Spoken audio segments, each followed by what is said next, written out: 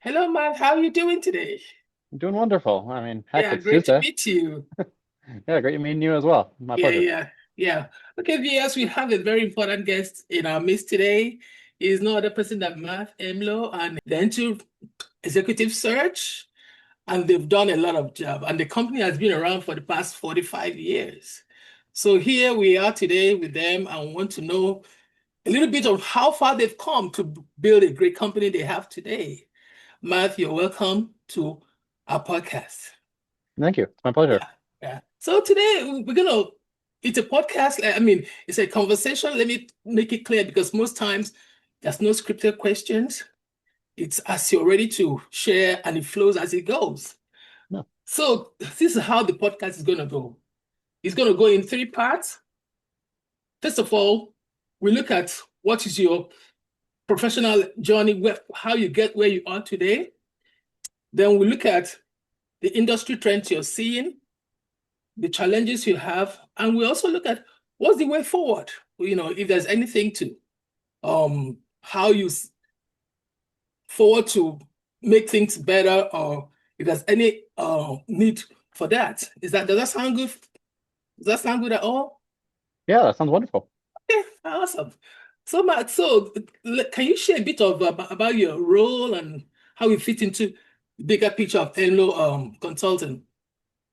Yeah, so Enlow Associates or Mark Enlow Inc., like you're saying, it's been around 48 years at this point. Yeah, Um, and this is a company that was started by my father, Mark.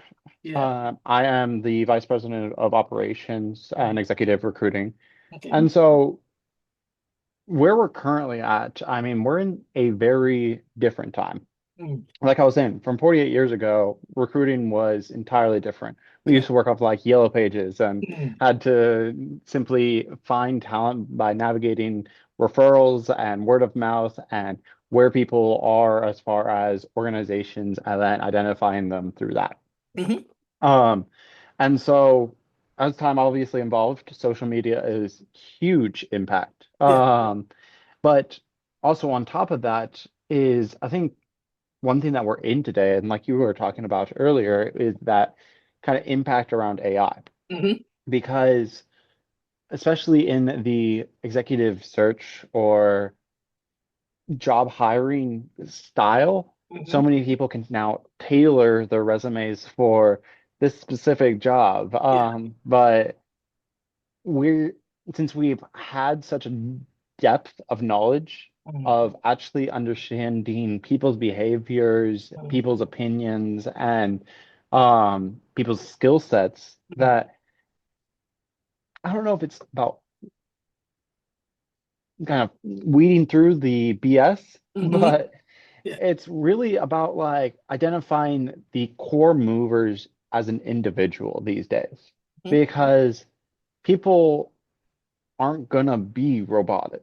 yeah. And you can see somebody's skill set by actually what they were actionable items that they've done throughout their career. Mhm, And so as I do personally, executive search, mhm, is I'm much more intrigued by the individual and what they've been able to accomplish and what they've been able to notice as far as environments, rather than getting into the details as far as, oh, do you have this skill set? Because everybody can say they have this skill set and they can read off of an AI like, oh, what exactly is this? But have they actually done actionable measures around that? yeah. That's something that can't be AI defined. You can get a broad sense, but you can kind of tell, like I was saying. Yeah. Yeah. That makes sense. And it's well said. Again, so what does a typical day looks like for you? Your typical day, how does it look like? So, typical day for me is spent 50-50 on the phone with executives, evaluating one of two things. Yeah. Um, like I was saying, 50% is on the phone. Mhm, The other 50% is behind the computer, researching, identifying, and finding caliber. mhm, On the phone though, I spend 50 or spend most of my time just talking to people in a generalist idea, yeah. more building the relationship, understanding them as individual. Mhm. And like I was saying, understand like, okay, these executives, they've had a broad career. Mhm. Sometimes at organizations for 20 plus years, and sometimes just at a bunch of different organizations. Mhm. And so it's about identifying what are those executives currently doing in their career that is either making them at their best or flatlining them and then they're just getting stagnant. Um, and really identifying like, okay, if they are getting stagnant, how can they either make their current situation better or what have they noticed throughout their career that like actually didn't have any stagnation and actually was presented a true challenge because that's human nature. We all want a challenge. Yeah. Um, but that's like I was saying, half my day is spent on that. The other half of my day is actually understanding the complexity of the industries that we serve. Yeah. Like I was saying, since we've been around for so long, we've had to navigate through a lot of different industries Mhm. and switch and pivot and be able to identify, okay, what industry is blowing up, what one is staying stagnant, and what industry is growing. Yeah. Um, and through that, we also are able to look at people from an outside lens without even having a conversation and are able to pretty much identify what exactly is going on Yeah. as far as their career. Yeah.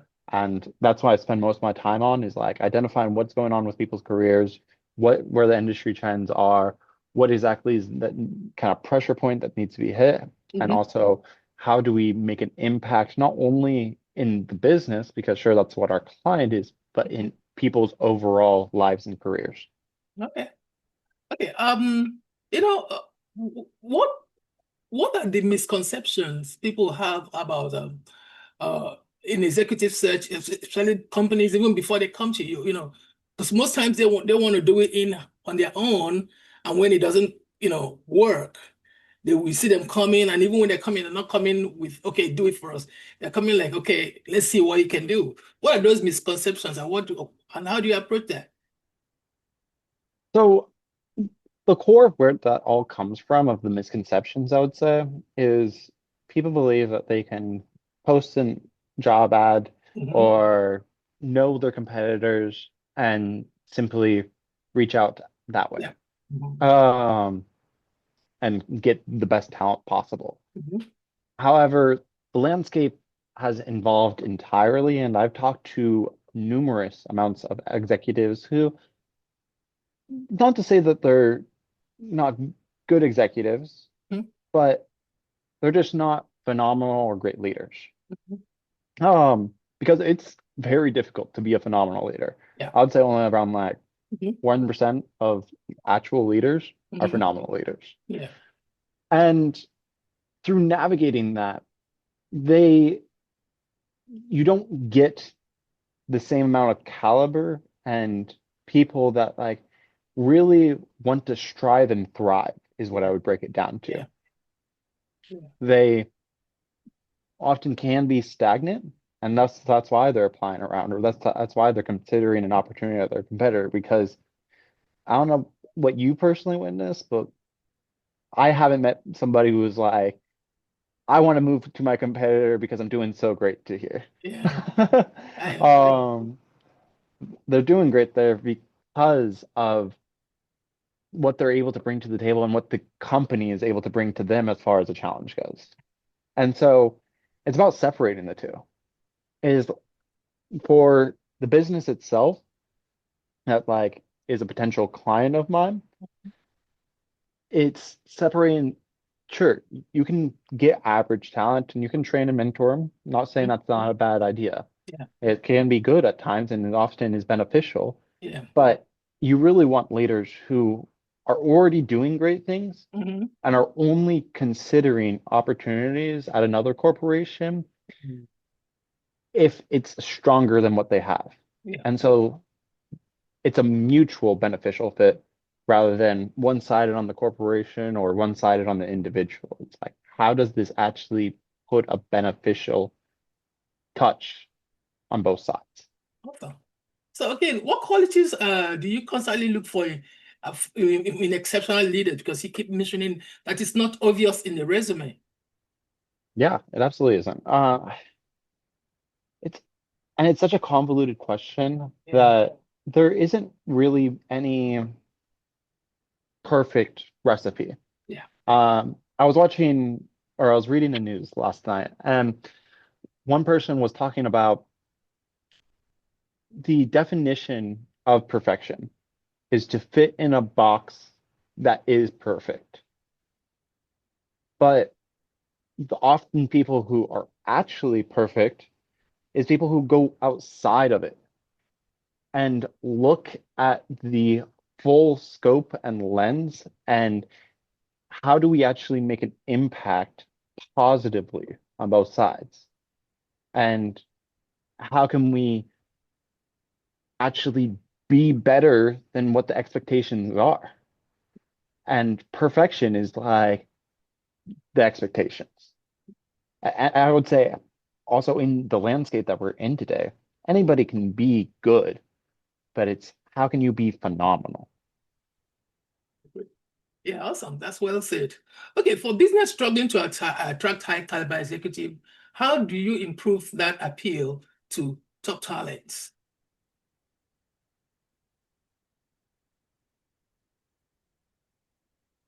Hmm, that's a great question. Okay. I think what it breaks down to is you're not appealing the company to them, you're appealing them to the company. Okay. And the reason why I say that is because every company, at the end of the day, it's going to be pretty similar. Yeah. It's not going to be exact, of course, and there's going to be different environments and playbooks and processes that are in play. Mhm. But at the end of the day, the core thing is people and where their growth and head is at as far as the direction that they're wanting to set forward. And so at that point, you really need to understand the individual. And like I was mentioning earlier, it's like, okay, what actually brings out the best in them? Is it the structure? Is it the culture? Is it the focus that they have at the organization? And it usually breaks down to those three boxes from what I've signed. And so you're not appealing the company to them. You're appealing, hey, this is what the person loves doing. He loves focusing. Let's just say we're talking about a business, sales, strategic, commercial leader. Um, you need to make sure that his focus is what he really enjoys doing. Yeah. And the culture is going to be able to set him up for success to bring out his best. And if there is that mutual benefit, then man, I've seen some incredible things happen. But if it gets convoluted and we're just throwing resumes at clients saying, "Oh, this guy's the perfect fit because he has all the skill sets and has the network for you," Mhm. it doesn't. It gets surface level, No problem. That's good. Yeah, and well so you're said. appealing Mhm. So what appealing major to the shift are you seeing in industry right now? Major shift. major shift. Yeah. I mean, I think one thing that's obviously blowing up is the AI market. Um, However, there's a lot of uncertainty in the AI market. And it's ironic because it's not even uncertainty around the AI products themselves. It's more about the AI infrastructure, setup, services, and how it can actually be beneficial to the world as a whole. Yeah.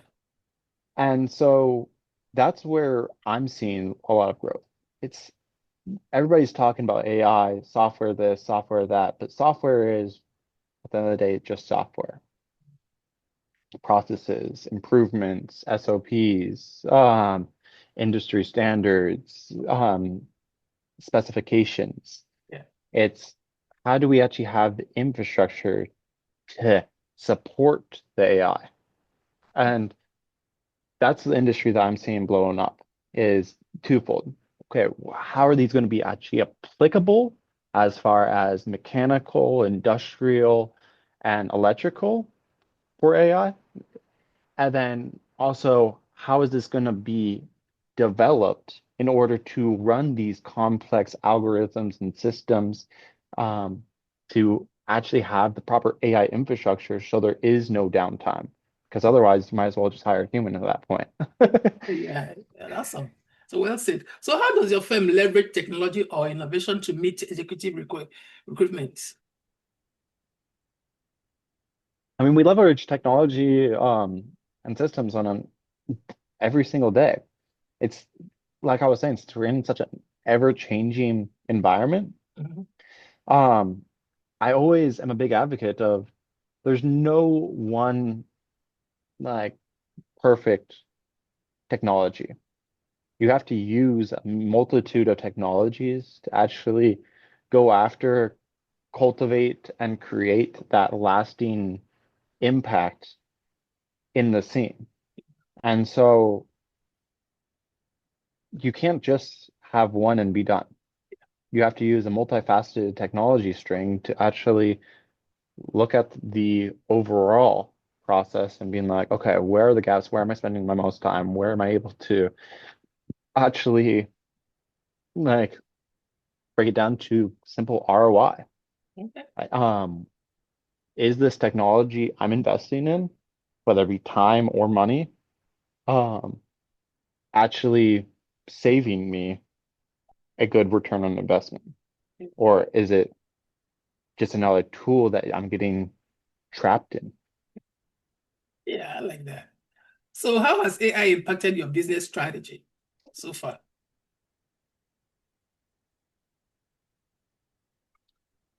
I would say AI hasn't really impacted it from a core standpoint. Okay. Where it has impacted it is from a process and time Yeah. um impact. And so it's all the impact is behind the scenes. You'll never really see what exactly is going on because AI hasn't been advanced enough. While it can get to the core of it, I don't see an immediate impact as far as can AI do my job? Because there's so much more convolution into what an actual good individual is versus a good resume and talent is. Because I think that's one thing that AI is great about. Core skill set, talent, and knowledge. But can they get to the personal level? That's a question I don't Yeah. think can be answered by even humans. That's it. So what is working well for you right now and what has been frustrating?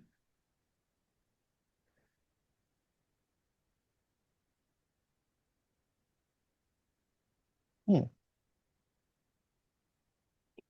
What's working for me right now Mhm. is, like I was mentioning, I'm not after people for my client, and I'm not after my client for people. Okay. I'm after a match between the both of them. Okay. I'm after my people for my client and client for my people.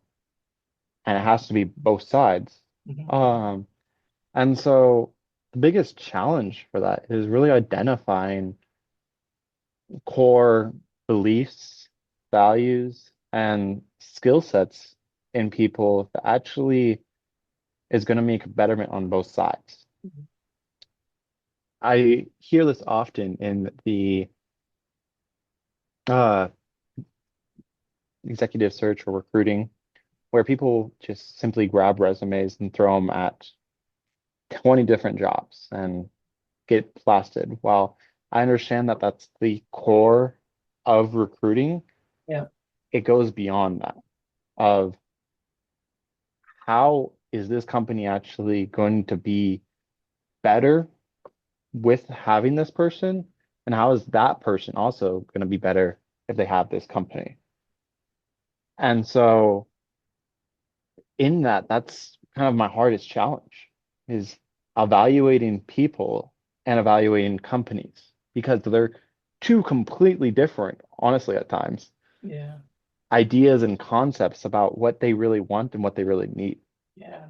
And so it's by asking the questions around people's personality of how they want their career to be and how they want the personality of their business to be reflected in the industry. Okay, well said. How do you currently measure success in your company?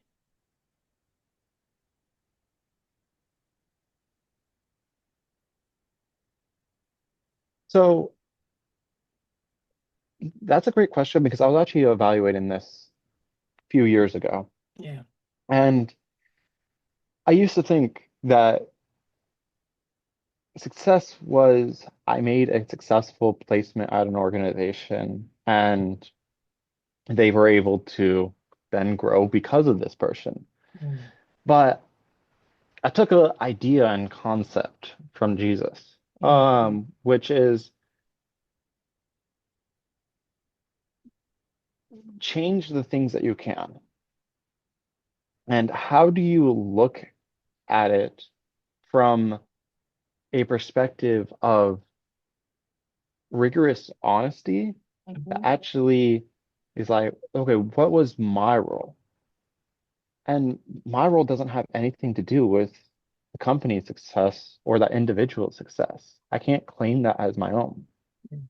I can only claim that I gave this client enough data, enough information for them to make an educated decision. Whether that be people or industry trends or complications when it comes to their competitors. Yeah. And with that data, they were able to make the right hire and were able to put him in a position to actually make the right impact. Yeah. That's not success that I can claim. Okay. I can only claim the success that I served this company to the best of my ability Okay. and thankful for that at the end of the day. Okay. Well said. So, which metrics are you focused on improving right now? Yeah, well,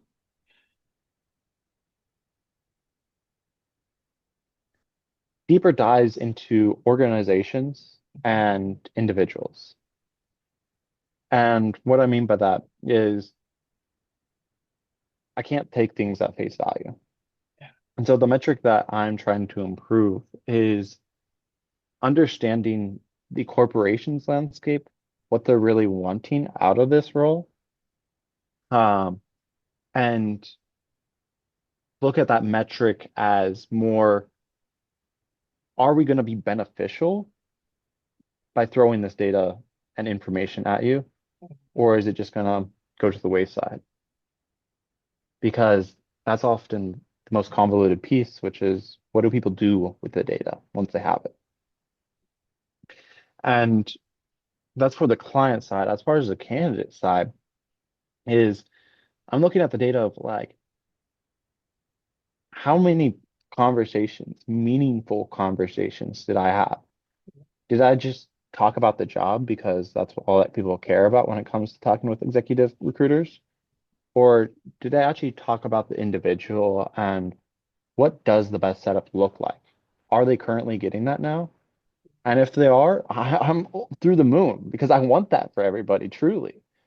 But if they're not, that's the kind of thing that I need to understand so I can actually make a positive impact in their life, Okay. not just money or title or responsibilities that are bigger and better. But Okay. Awesome. So, let me quickly, because I don't want to keep you too long. Where do you want Enlow to be in the next 12 months?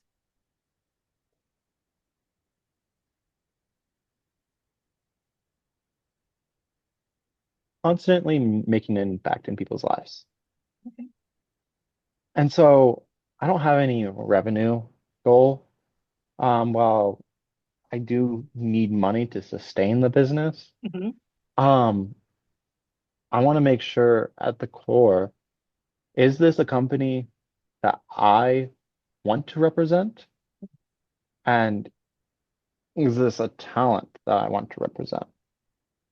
Because I find myself getting stuck in two traps, which is one, I need the revenue, and so I'll take on any client I can get. Um, we're very rarely in that situation, but at the same time, when you had somebody who has that connection and relationship, it's hard to say no. And so it's about finding that, like, saying no to the people who just have that negative and toxic Okay. kind of traits about them that overall hurt people and hurt the environment. And for the people, it's how am I evaluating them as an individual and not just seeing them as a skill set and being like, this job is perfect for you. Okay. Please partner with me so then I can get you at this company. It's, yeah, this cooperation might be perfect on the surface of AI, of skill set qualities and everything like that. But is it perfect for you as far as the environment goes that actually is going to make a difference in how they interact with the world, what they're able to have, and what they're able to do that provides meaning? So if you had a magic wand to fix just one thing in Enlow that is holding you down or slowing you down, what would that one thing be?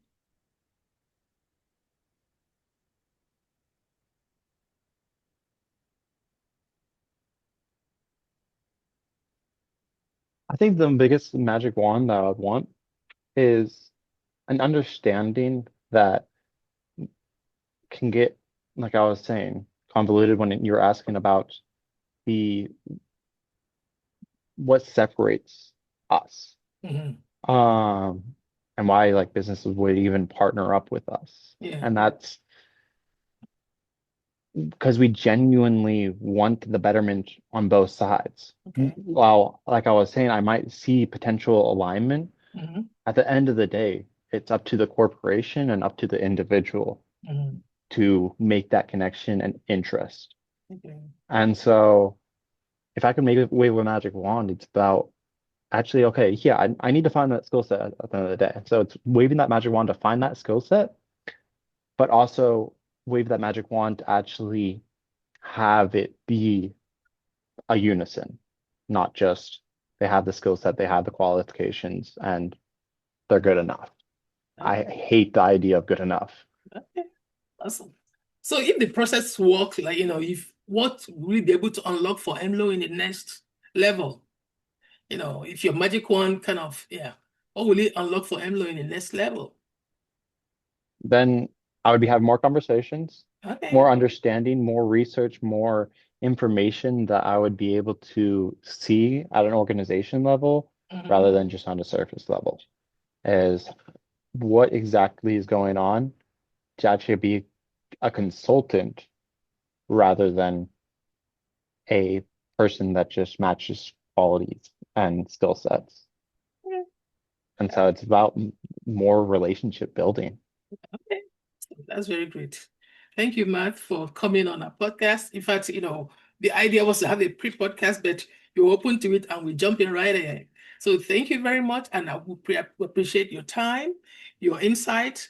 And like I said, you've thrown out your idea and your experience, your perspective out there, So I believe that our viewers will learn from where you are and your plans going forward. Thank you very much for coming to our podcast, and I appreciate your time. It was my pleasure, Hebe. Thank you for having me on. Thank I really you, and appreciate have it. a great day. You as well. Bye-bye.